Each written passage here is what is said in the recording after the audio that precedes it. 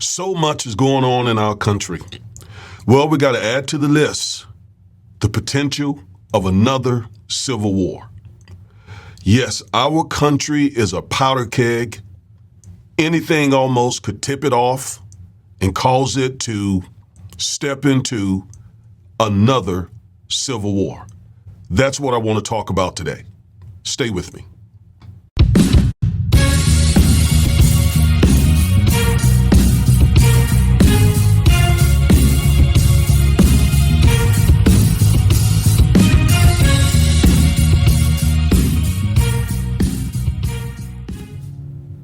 Hello, everybody. I am attorney Augustus Corbett, one half of the Defiant Lawyers.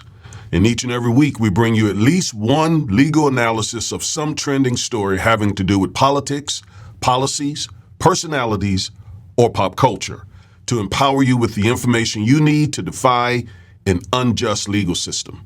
If that interests you, and I certainly hope it does, please like, share, comment, subscribe, and click the bell so you'll get notification every time we upload one of these powerful, informative videos. So yes, civil war is on the table. Sadly and unfortunately, our nation has a history of civil war, and many people, many experts predict that we could have another civil war. So that's trending. In fact, there's a movie out right now. So I got to discuss it. None of us want to talk about the potential of another civil war in this country. But that's where we are. And that's what we got to face. So we're going to get into it. Stay with me like I asked you in the beginning, all the way through the end. It is important that you see the end material, because it's in the end material that I'm going to tell you, especially you African Americans, how we can play our part in preventing another civil war, but how we can prepare for it in the event that it happens nonetheless. So make sure you stay with me through the very end. Now, you know my videos tend to be longer than others because I share information with you, I teach you, I make sure you have the facts and not just my opinion. I don't want you to base anything just on my mere opinions. I want you to have the facts. And in this case, we're going to look to the experts. As an attorney, that is one of the things I do quite often when I'm in trial. I'm not a jack of all trades. I have a specific skill set as an attorney and as a minister, but I don't know everything. And when I don't know something, I turn to those who do. So we're going to look at the experts. We're going to turn to the experts regarding civil war. Okay, so stay with me through the very end. Now, please grab your copy of my book, Education and Justice. If you have a young boy or young girl, for that fact, in the public school system, and they are African American, you need this book, because I discuss and detail what they're doing to our children in the public school system. And then I equip you with the information you need to advocate for your child. So head over to Amazon and get your copy. And thank you so much. And thank you all for all the support that you're showing the Defiant Lawyers YouTube channel. We appreciate it very much. All right, so let's get into this. Again, will Trump and MAGA cause another civil war? Will Trump and MAGA cause another civil war? What Black Americans can do to prevent and prepare for another potential civil war. When I told my wife what the subtitle was, she said, wait a minute, if we're working to prevent it, why do we need to be prepared for it? Because the prevention may not work. And if the prevention doesn't work, then we need to be prepared, right? So that's why I'm going to end this video by talking about what we can do as African Americans to prevent and to prepare for this potential civil war. Okay, so let's get into this. Hey everyone, I am attorney Augustus Corbett, one half of the Defiant Lawyers. Recently, I took a look at our analytics and I noticed something shocking.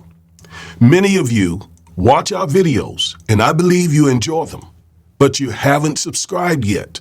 What are you waiting for? Again, I was shocked because I know our content is empowering and informative. Plus, our 2024 goal is to have 150,000 subscribers before the end of the year. Please help us by hitting that subscribe button, especially you young folks. We particularly want to increase our number of young subscribers.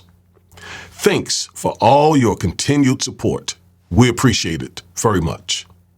CNN did a piece recently and someone expressed their opinion here about whether a civil war was possible in this country, another civil war.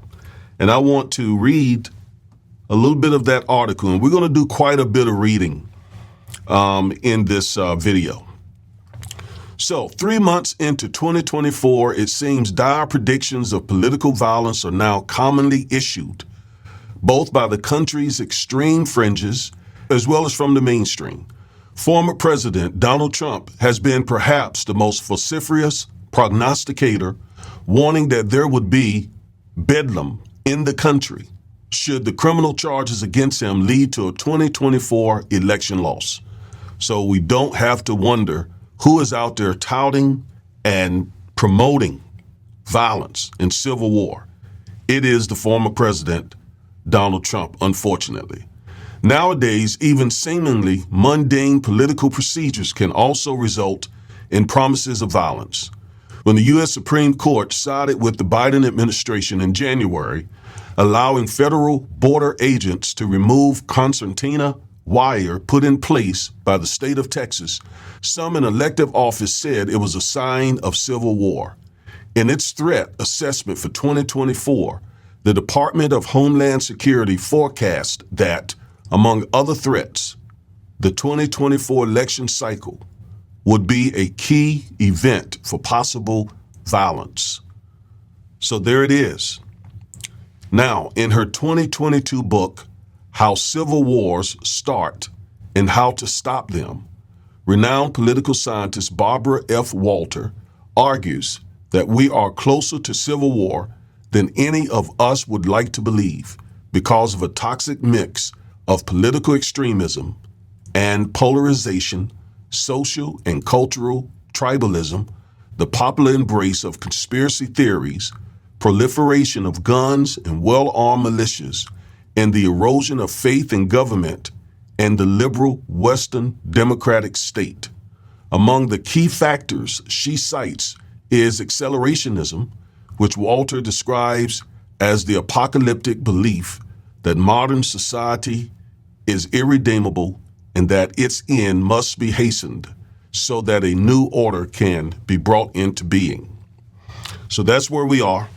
And you heard that straight from an expert on civil war. And the talk of violence by especially those extremists on the right, they just seemingly are itching for a civil war. They are itching, just seemingly itching to start shooting, to take us down a path of bloodshed and violence, unfortunately. And if you don't believe that, as I always say, just go back to January 6, 2021, and we see what the right-wing extremists are capable of doing. So whether we want to look at it or not, that is where we are. We are in the vicinity of another potential civil war, but it's not too late to stop it. And again, that's what I want to end this video on. But before we reach an end, we need to talk about some of the things that Professor Walter says in her book. So yes, Professor Barbara F. Walter, How Civil Wars Start. I want to recommend her book. It is a fascinating read. I've read it from cover to cover.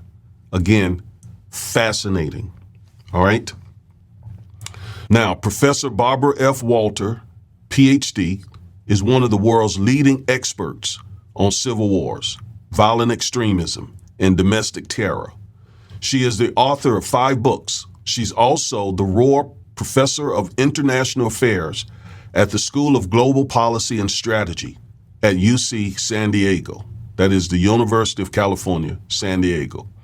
She received her MA and PhD from the University of Chicago and did postdoctoral fellowships at the Olin Institute of Strategic Studies at Harvard University and the War and Peace Institute at Columbia University.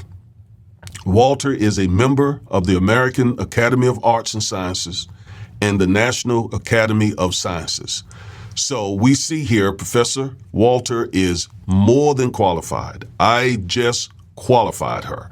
So we can take what she says very seriously because this has been her space. She has been studying Civil War for years. And I want to, from the beginning, just extract something that she says, I believe in the last chapter of the book, but I want to cite it first because I believe it is the root cause of all the angst and the possibility and potentiality of us going to or experiencing another civil war. She says, the greater the minority population, the greater the threat to white supremacy, the greater the white backlash. That is the root of what could amount to a civil war as our country goes to being a minority country. White Americans are really unsettled by that possibility. The fear of that in the hearts of many white Americans causes them to react and to react strongly. Now, I believe it was the election and re-election of Barack Obama that really set that fear off in the hearts of many white people. That said to them that they were losing the country. And then they began to start doing things to try to prevent the loss of the country.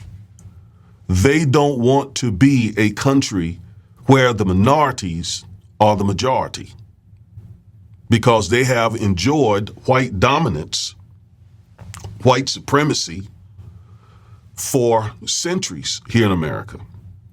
And the very thought that minorities would be in the majority to them, again, is very unsettling. And so what we're dealing with now, what we're seeing is the white backlash from that. And we're seeing it politically. We're seeing it, yes, in the political realm. We're seeing it in the economic realm, right, with all the anti-DEI stuff. We're seeing it across the board. White people trying to hold on to white dominance. But I think they're fighting a losing battle because the country's changing, period. So, Professor Walter says, in 2010, an article published in the American Journal of Political Science caught my attention. Written by a team of academics, it featured the work of researchers who belong to something called the Political Instability Task Force, PITF, a group of academics and data analysts who were asked to convene at the behest of the U.S. government in 1994. The experts at the PITF had taken Civil War data from around the world and built a model that could predict where instability was most likely to occur. So basically, a group of academics started collecting data on Civil War. Back that's 30 years ago. And based on that data, they now are able to sort of predict what country is vulnerable to civil war. They're able to look at that data and say, okay, this particular country or these countries are vulnerable to civil war. All right, now, the idea that researchers could predict civil conflict was revolutionary. And so in 2017, when I was asked to join the PITF myself, I did not hesitate. For almost 5 years, I attended meetings and conferences with other scholars and analysts in which we studied political volatility around the world, the potential collapse of Syria, the future of African dictators, and came up with ways to further refine the predictive possibilities of the data at our fingertips. Our goal was to try to anticipate violence and instability in other countries so that the United States was better prepared to respond. But as I did this work, watch what she says here, I realized something unnerving. The warning signs of instability that we have identified in other places are the same signs that over the past decade I've begun to see on our own soil. This is why I witnessed the events in Lansing, as well as the assault on the U.S. Capitol in January 2021, with such trepidation. And I can see those signs emerging here at a surprisingly fast rate. The plot in 2020 by a group of white nationalists and anti-government militias in Michigan is one of those signs. Civil war in the 21st century is distinctively different from civil wars of the past. Gone are the large battlefields and the armies and the conventional tactics. So she says here that when she began to look at this data from this group that she was invited to be a part of, she said, wow, this data is pointing to the United States of America. The very data that they use to predict civil war in other countries, she realized that that data was highly predictive of a potential civil war here in America. This is an expert talking. This is not just some person who knows nothing about civil wars talking. This is an expert who has studied civil wars at the PhD level for many years. And the data that she is very familiar with, that she has and others have collected from countries that have experienced civil war, that data predicts or it suggests that civil war is possible here as well. Now, she does say that civil war in the 21st century is distinctly different from civil wars of the past. She says, gone are the large battlefields, the armies, and the conventional tactics. Today, civil wars are waged primarily by different ethnic and religious groups, by guerrilla soldiers and militias who often target civilians. The unrest in Michigan, if you look closely, features these very elements. The state is deeply divided along racial and geographic lines. Two of its major cities, Detroit and Flint, are predominantly African American, while its rural areas are 95% white. Economic decline in the state has created deep personal discontentment, especially among its rural residents, which has led to anger, resentment, and radicalization. Michigan also has a strong anti-government culture and one of the highest numbers of militias of any state, creating ready-made units for violence. It is no surprise that one of the first attempts to instigate a civil war happened here. She says that a kidnapping attempt by a group of far-white extremists is a sign of impending civil war may strike you as preposterous. But modern civil wars start with vigilantes just like these, armed militants who take violence directly to the people. Militias are now a defining feature of conflicts around the world. In Syria, anti-government rebels were a hodgepodge of insurgents and freed prisoners fighting alongside the violent extremist group ISIS. Even Syria's largest early rebel faction, the Free Syrian Army, was a mix of hundreds of small, loose-knit groups rather than a centrally led organization.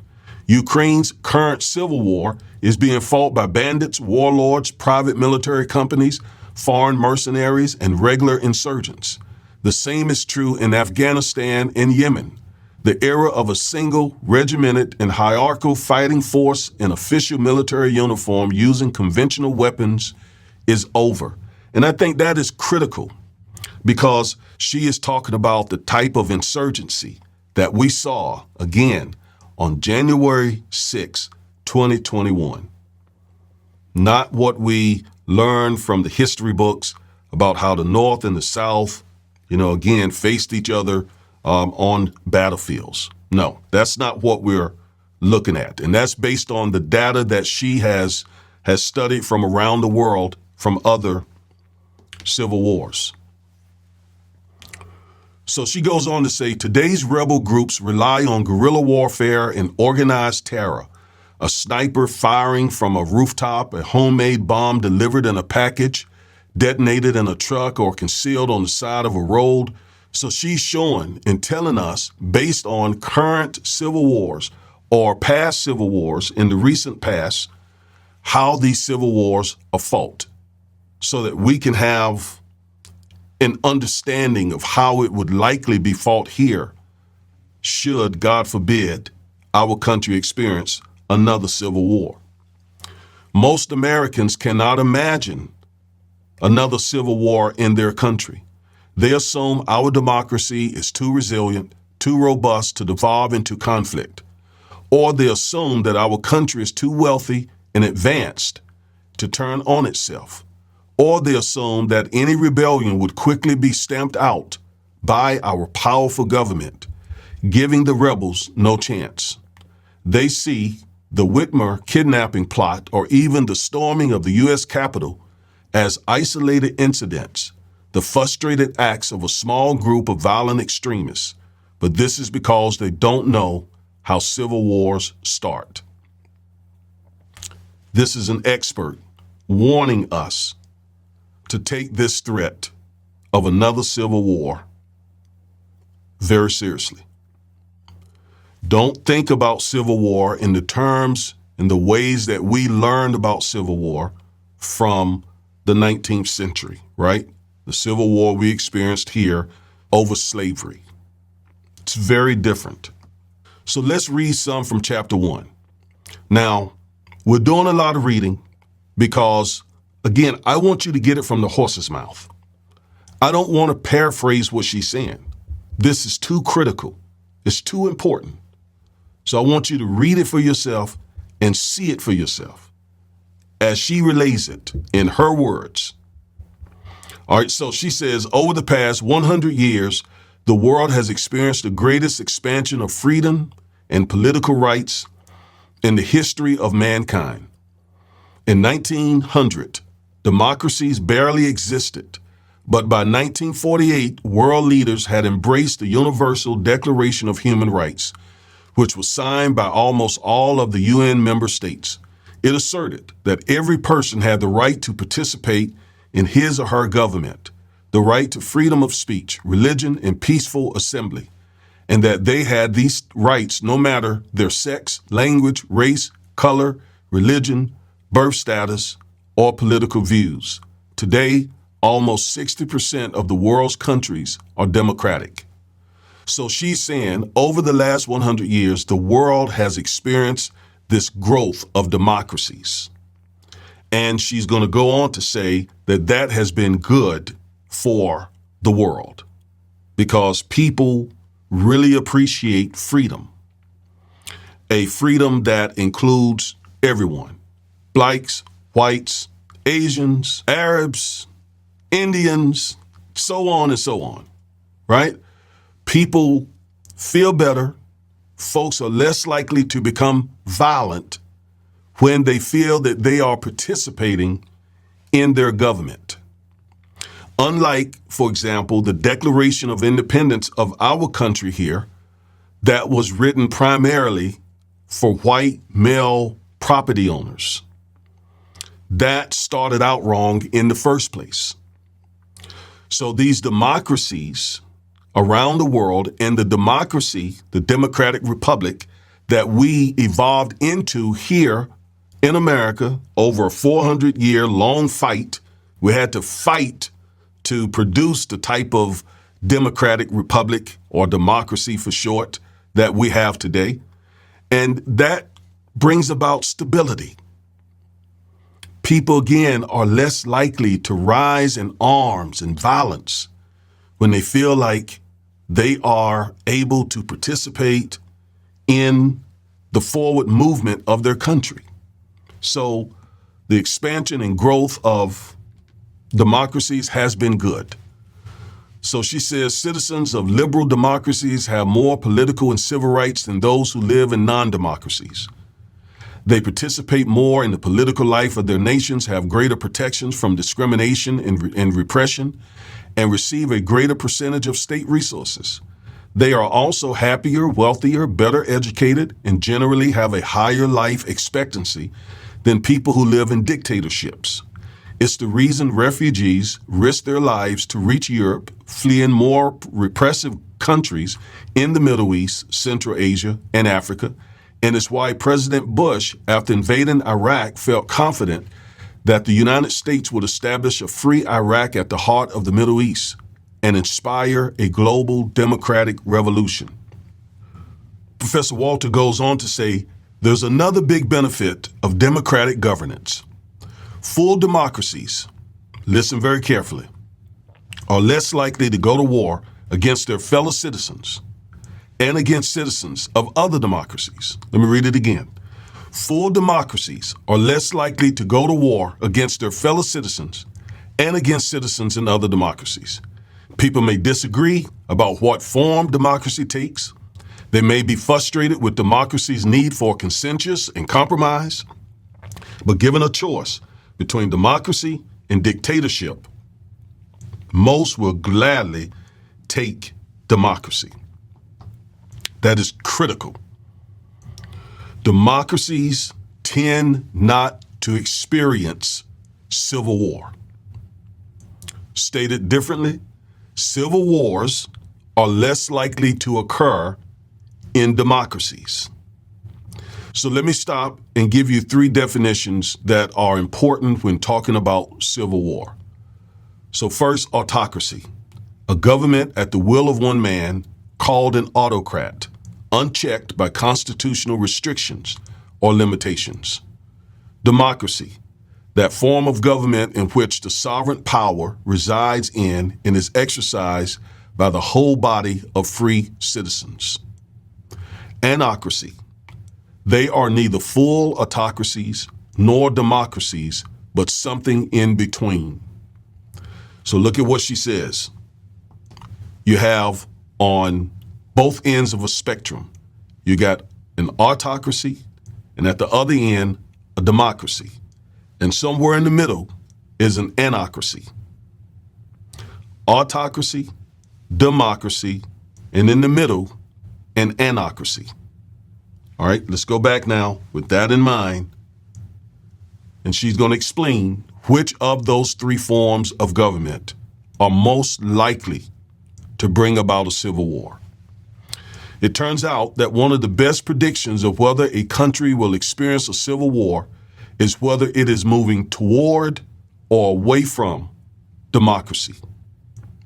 The best predictor of instability is not income inequality or poverty. It is a nation's polity index score, with the anocracy zone being the place of greatest danger.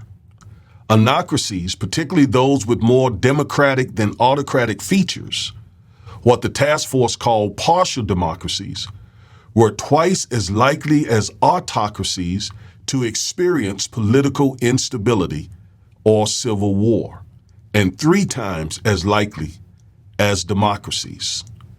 Now, let me explain this to you. So she's saying here that countries which move toward or away from democracies are the ones that tend to experience civil war the most. And she especially points out countries that move from democracy toward anocracy are especially vulnerable to civil war. Now, let me explain why. So, if a country is a democracy, but it's moving away from democracy to an anocracy, that means the people have freedoms, but they're losing those freedoms.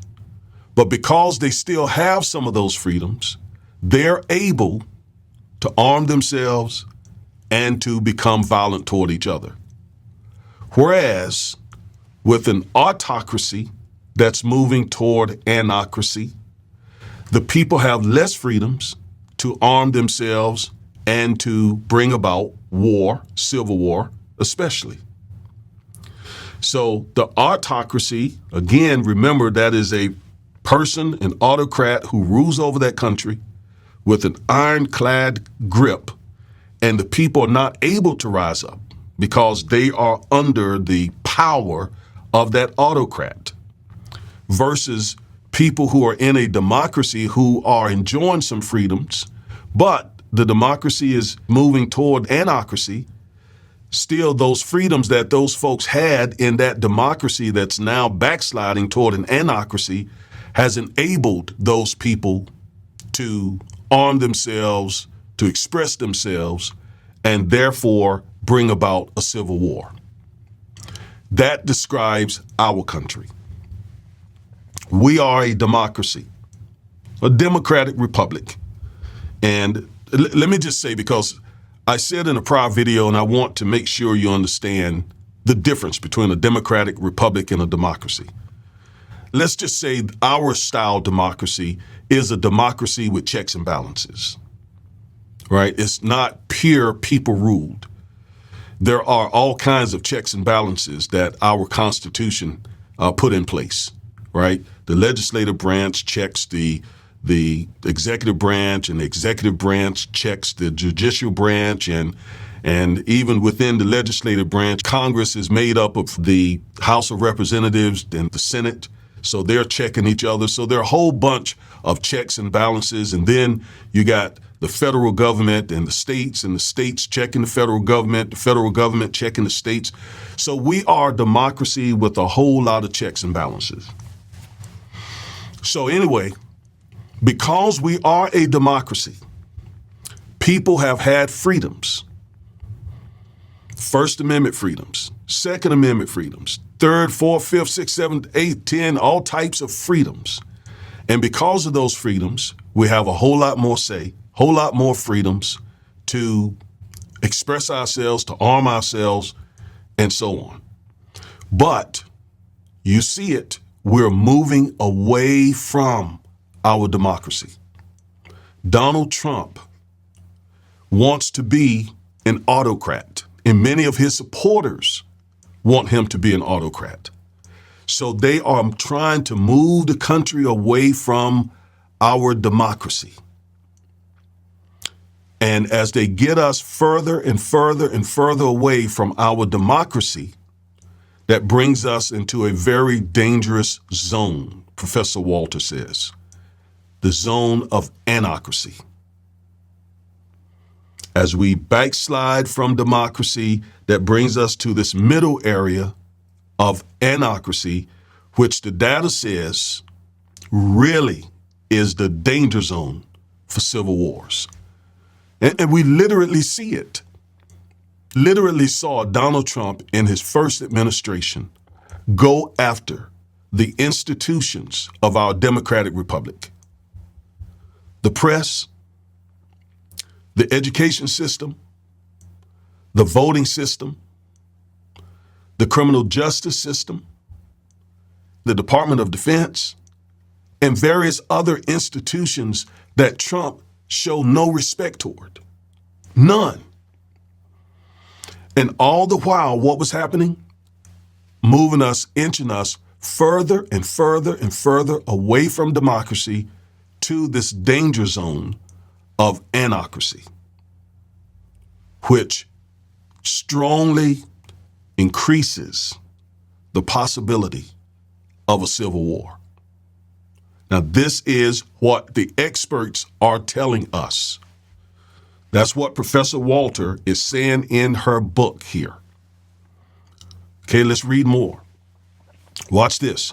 Until recently, the way most countries ended up in the dangerous anocracy zone was when dictatorships were overthrown, as happened in Iraq, or autocrats were forced to embrace democratic reform as a result of mass protests. But after almost a half a century of increasing democratization, countries, especially newer democracies, began to move in the opposite direction. Even once safe liberal democracies such as Belgium and the United Kingdom saw their polity index scores lowered. Since 2000, democratic leaders who came to power via elections have begun to consolidate authoritarian rule. Civil war experts are once again worried. We understand that backsliding almost certainly means that the middle zone is likely to expand. The middle zone, again, being anocracy. And that is our country moving away from democracy toward this space of anocracy on its way toward autocracy. All right? So she says, democratic countries that veer into autocracy do so not because their leaders are untested and weak, like those who are scrambling to organize in the wake of a dictator, but rather because elected officials, many of whom are quite popular, like Trump, start to ignore the guardrails that protect their democracies. That describes Donald Trump to the T. A popular autocrat wannabe who ignores the guardrails that protect democracies. What guardrails? Well, the rule of law, right?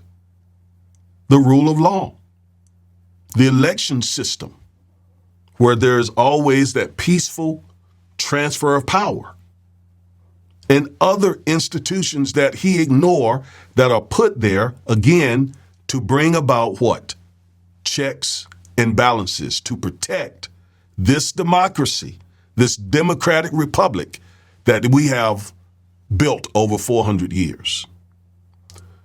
So she says these include constraints on a president, checks and balances among government branches, a free press that demands accountability, and fair and open political competition. Would-be autocrats such as Orban, Erdogan, Vladimir Putin, or Brazilian President Jair Bolsonaro, their political goals ahead of the needs of a healthy democracy, gaining support by exploiting citizens' fears over jobs, immigration, security. That is Trump. And these are the people that he admires. He had Orban at Mar-a-Lago just a few weeks ago. Of course, we know his affinity for Vladimir Putin. So these are the people that he admires because he wants to be in this club.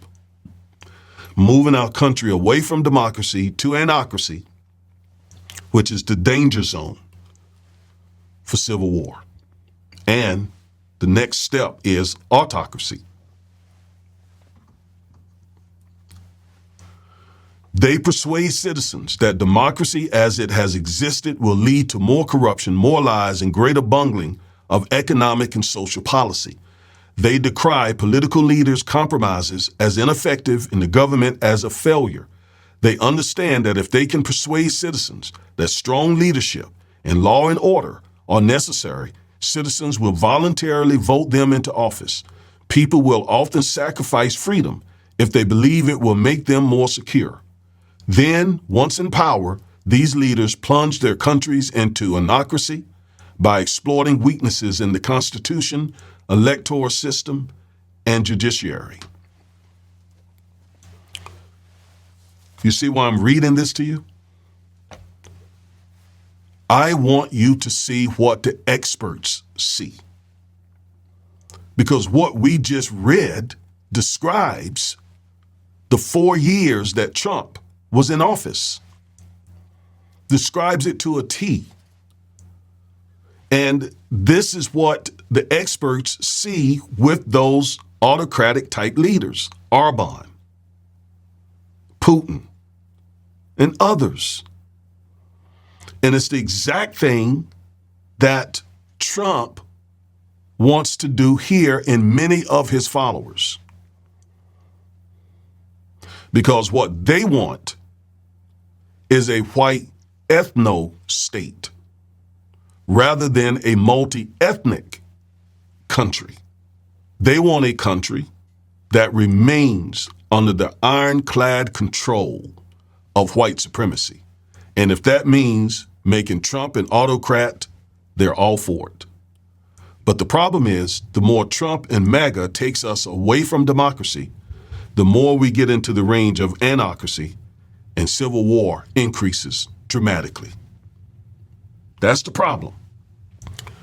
Because they typically use legal methods, partisan appointments, executive orders, parliamentary votes, they are able to consolidate power in ways that other politicians are unable or unwilling to stop. This increasing autocratization puts countries at a higher risk of civil war. For a decaying democracy, the risk of civil war increases almost the moment it becomes less democratic. As a democracy drops down the polity index scale, a result of fewer executive restraints, weaker rule of law, diminished voting rights, its risk for armed conflict steadily increases.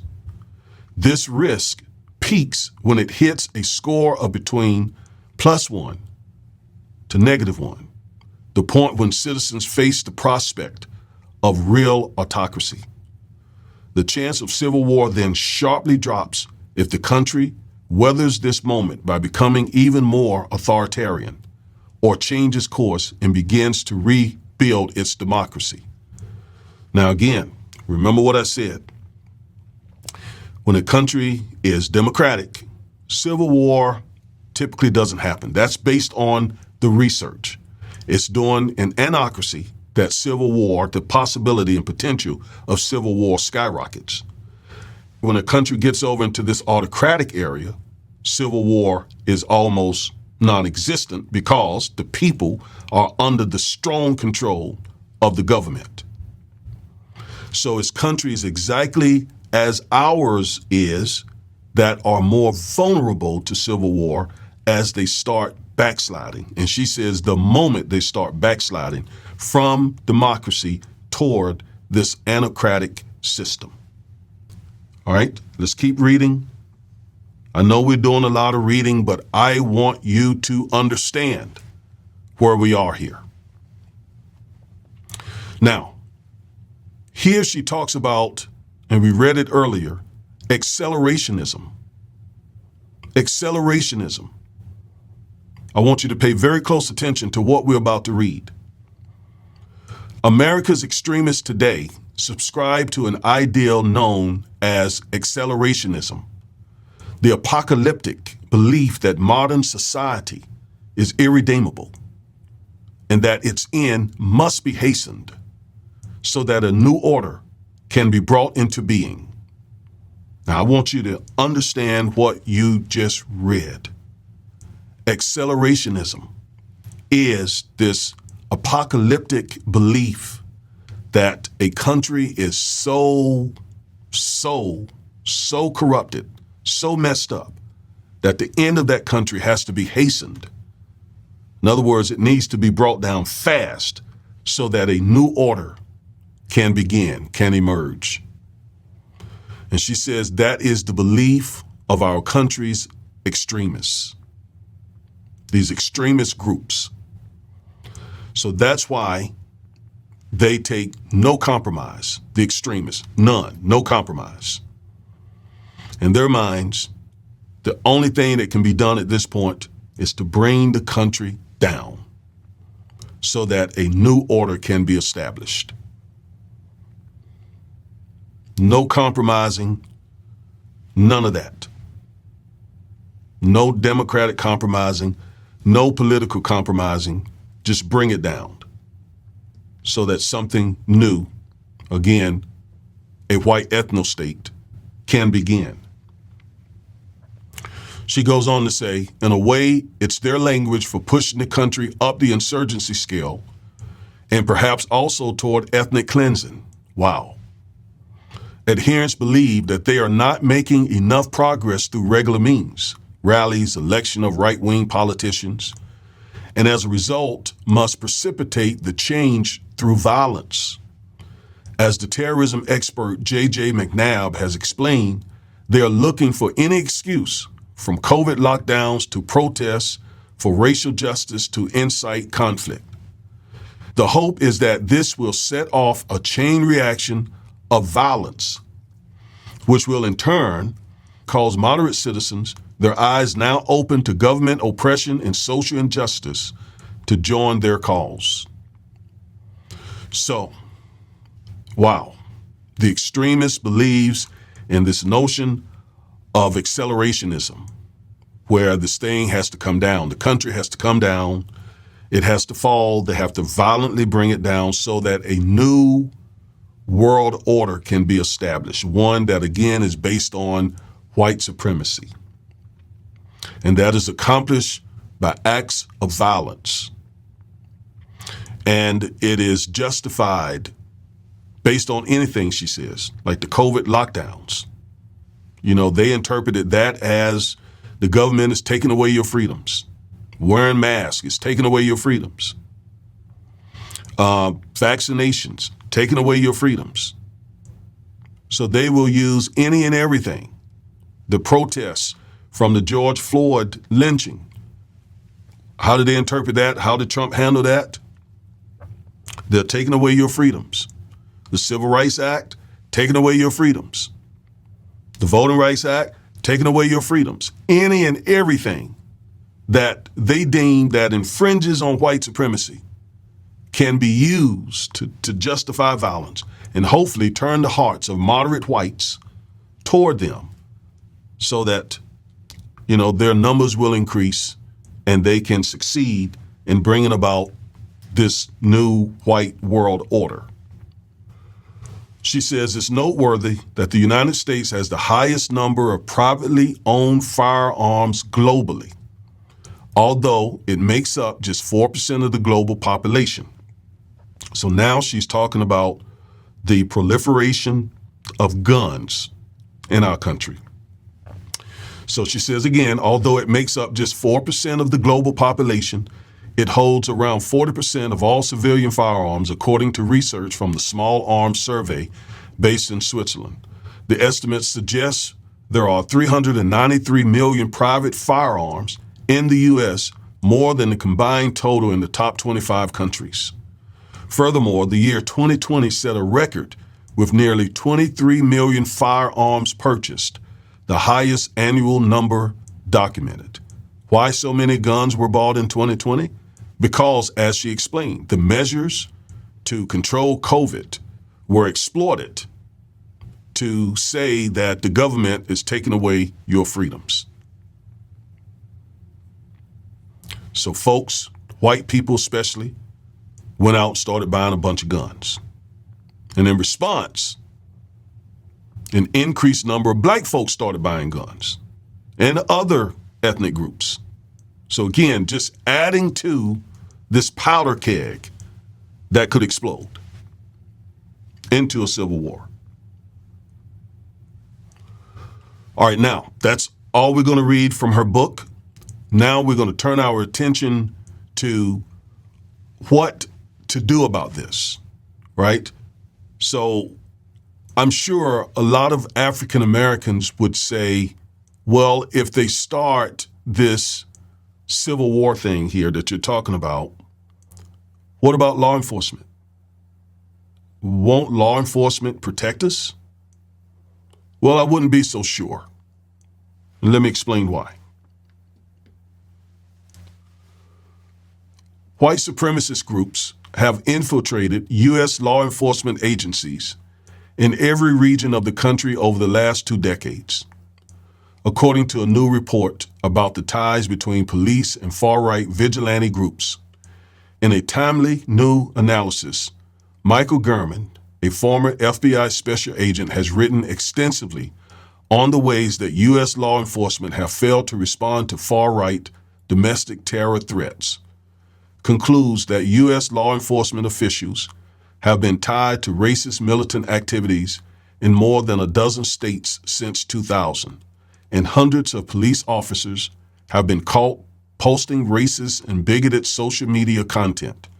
The report notes that over the years, police links to militias and white supremacist groups have been uncovered in states including Alabama, California, Connecticut, Florida, Illinois, Louisiana, Michigan, Nebraska, Oklahoma, Oregon, Texas, Virginia, Washington, and West Virginia. So they have identified outright white supremacist connections with law enforcement in at least those states. So white supremacist groups have essentially infiltrated U.S. law enforcement agencies in every region of the country. So should a civil war break out? I don't know if it's wise to depend exclusively on law enforcement. The report was issued by the Brennan Center for Justice. The name of the report is Hidden in Plain Sight: Racism, White Supremacy, and Far-Right Militancy in Law Enforcement. The report says, police reforms, often imposed after incidents of racist misconduct or brutality, have focused on addressing these unconscious manifestations of bias. The U.S. Department of Justice, DOJ, for example, has required implicit bias training as part of consent decrees. It imposes to root out discriminatory practices in law enforcement agencies. Such training measures are designed to help law enforcement officers recognize these unconscious bias in order to reduce their influence on police behavior.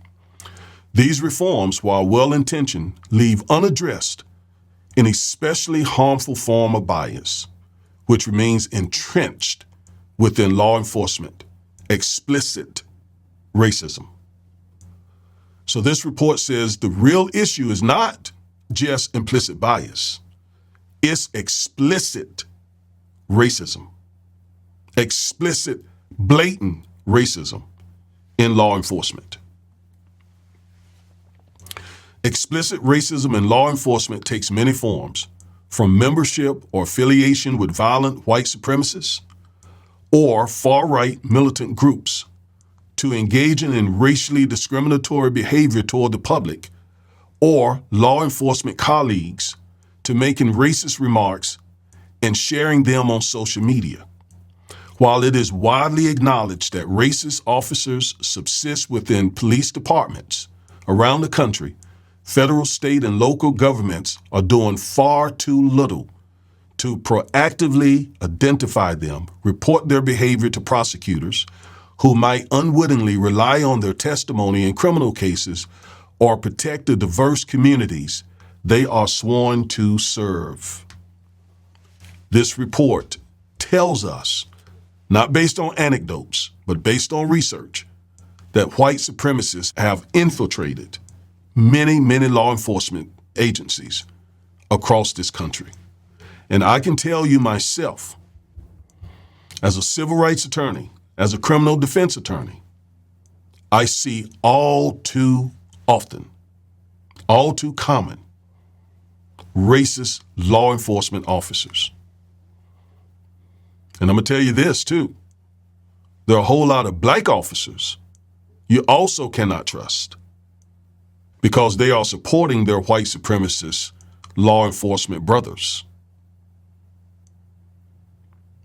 So I don't know if it's smart for you to be saying, if a civil war were to break out, I'm going to rely on law enforcement. It's probably not a wise decision. Now, let me go back to what Professor Walter said about the anocracy zone being the most predictive of civil war. Here is a graph that she created, included in her book. And you see democracy, then in the middle, anocracy, and then autocracy. And you see this graph, the data points go way up in the middle of an anocracy. And if you recall our definition, an anocracy is not an autocracy or democracy, it's in the middle.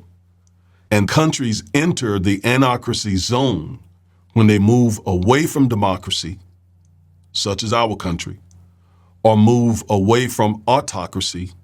The example she gives is Iraq. So regarding our country, We are a democratic republic. Many call us a democracy.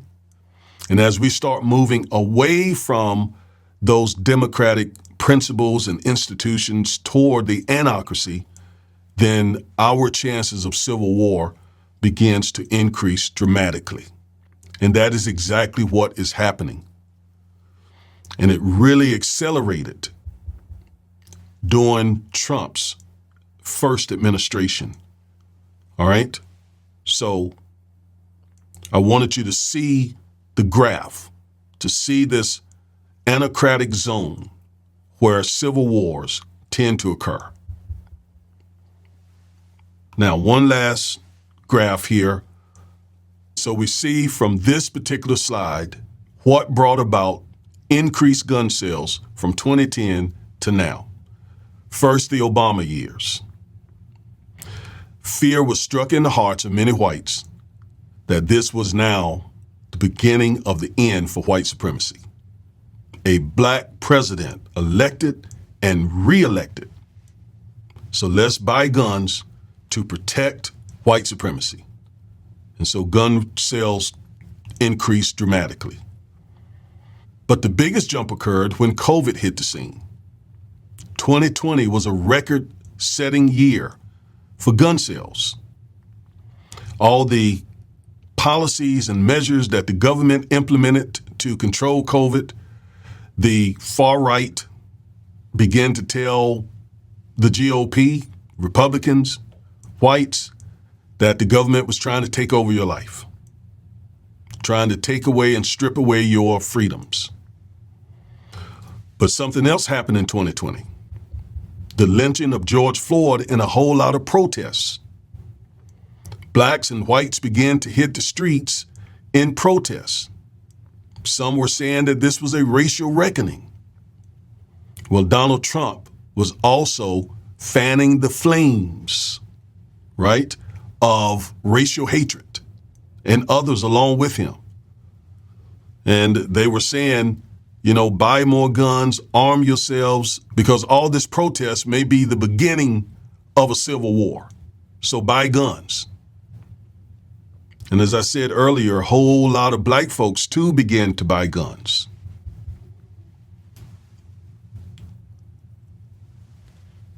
So how to prevent civil war? It should be really obvious from what Professor Walter told us in this book. Protect our democratic republic. You can call it democracy. We need to protect it. And the number one way to protect it right now is to keep Donald Trump out of office. This is not just about politics. And I am not a Democrat. I'm not a Republican. But I know a threat to our country when I see it.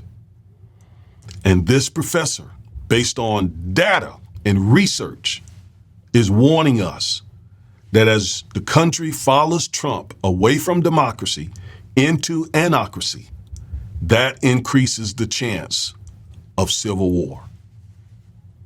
So what can we do as a collective, as citizens of the United States of America, is to keep Trump out of office, because he will come in office and will do even more to kick the checks and balances, to disregard them, to dismiss them in his effort to move the country further away from democracy toward autocracy.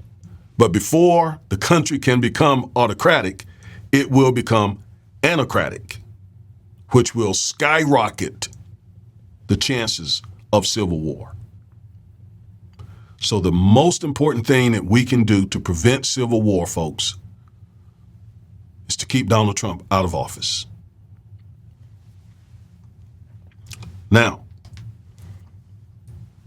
in the event that civil war occurs nonetheless, because there are forces out here who are saying if Trump is not elected, in fact, Trump himself says that, there will be chaos and havoc, violence, And they will try to instigate a civil war if Trump loses this election. So then what do you need to do? Then you need to be prepared to protect yourself by becoming armed and informed. And by the way, I've been promising you a video on the Second Amendment. I am a huge defender of the Second Amendment. I think every law-abiding African-American citizen should be armed because of the obvious threat that we constantly face since we have been in this country. If African Americans had been armed during slavery, that would have ended a lot sooner. But the laws, despite the Second Amendment, prohibited us from being gun owners. Well, I strongly believe that we African Americans, law-abiding citizens, should be armed, but informed. Informed about gun laws, about politics, etc. Because in my practice, I have seen a lot of African Americans get really jammed up, no pun intended, by being uninformed gun owners. Because the law is just not applied to us fairly and equally. I can tell you story after story after story of us representing African Americans who own guns or who use guns in law-abiding ways and still were charged with crimes. So, yes, we have a Second Amendment right to be armed, but we also need to be informed. So let me tell you this. I have another YouTube channel. It's called Armed and Informed. I want you to go over there. I want you to join that YouTube channel. It's really small, but I created the channel because of the very name of the channel, Armed and Informed. And by the way, we're fighting for our name. Someone is trying to take our name from us. I will share more about that later. We're in a legal fight for our name, Armed and Informed. It's our name. It's original. We have it trademarked, but someone now is trying to take it or cancel it. I'll share more information with you in the future. But go over there and please join Armed and Informed. And you'll see that it is a channel that is dedicated to the Second Amendment and to educating, especially African Americans, about gun laws. All right? So, unfortunately, we are looking at the potential of another civil war. Professor Walters says in her book that she doesn't think that we are really that close to it because certain things can happen to prevent it, especially, as I said earlier, if we keep Trump out of office and vote Joe Biden in, because whatever your issues with Biden may be, he's not a threat to democracy. Whatever your issues with him may be, he's not a threat to democracy and is not moving us toward anarchy. Now, there are many on the far right who strongly disagree, but we have our common sense. We know which one of these candidates have shown us his disdain for democracy and how he wants to move us toward an autocratic system. That is the best way that we can prevent a civil war, by keeping that guy, Donald Trump, out of office. All right, I am attorney Augustus Corbett, one half of the Defiant Lawyers. Again, we bring you this type of content every single week, as often as possible. If this type of content is your thing, if you like this, if this is what you believe needs to be said and done right now in our country, please like, share, comment, subscribe, and click the bell. Thank you for all of your support. Peace.